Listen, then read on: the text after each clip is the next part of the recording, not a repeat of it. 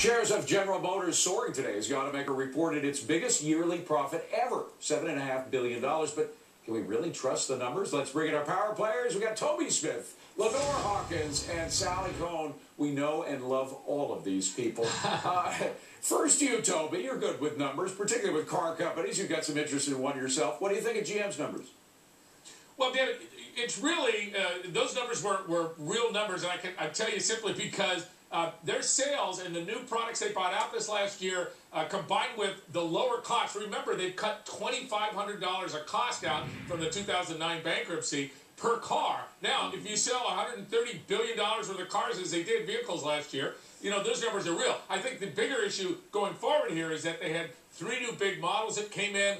Those won't be in 2012. China was the biggest market for them for their cars, and those are down. And, of course, Opel in Europe will probably lose them $1 billion in 2012. Easily. But, Lenore, are you like me? Are you a little suspicious that maybe they use some of this bailout money to fix up their bottom line and fiddle with their figures?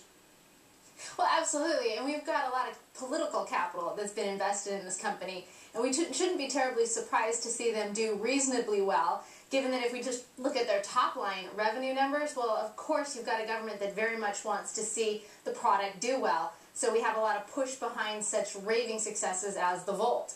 If we look at the expense side, they've had a huge cut in their debt, so that really cuts their expenses. And on top of that, their cost of capital has been greatly reduced because they didn't have to go out to the market for capital. They got a government bailout, so that lowers their expenses. Well, Yeah, Sally, but Lenore, by the way, Sally, there's 0% interest right now, so there's no capital cost. Yeah, I mean, look, what I find funny is we want to, insult American companies and American products and so, and say like, oh, well, there are no jobs and the government isn't creating jobs and Obama isn't doing his work and blah, blah, blah. And here we have a company that is succeeding, yes, in part because of government, and is putting American products and American jobs right back on top. And now we're going to complain about that. Come on, let's succeed. Let's celebrate their success. It's good they're doing well, and hopefully they'll do better. And I still love the Cadillac. Switching topics, the nanny state's latest target is a dog. And not just any dog, the winner of the Westminster Kennel Dog Show.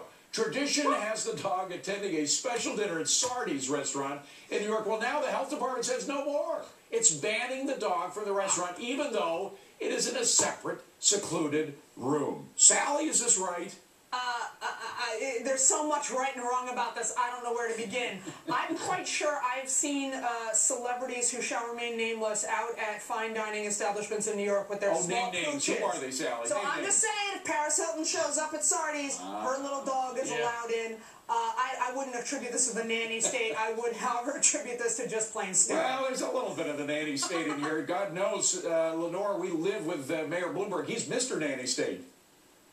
Oh, absolutely. With news like this, who needs the Comedy Channel? And if anyone ever needed an argument that we have entirely too many employees in the public sector, here you go. Somebody's got way too much time on their hands. Toby, don't you agree? Well, I do, but this person's obviously a cat lover, not a dog lover, for number one. Number two, if you have seen how well groomed these dogs are from these contests, they're about 5 times cleaner than most human beings I've seen. Bingo! That is a terrific point. Actually, I think this one that we're looking at has hair, not fur, so it doesn't even shed. I'm not gonna lie though, I don't want that dog next to my plate. All right. I have seen a lot of wealthy people shedding right in front of me at restaurants. These dogs like this probably wouldn't. Gang, thank you so much. Coming up, the one thing.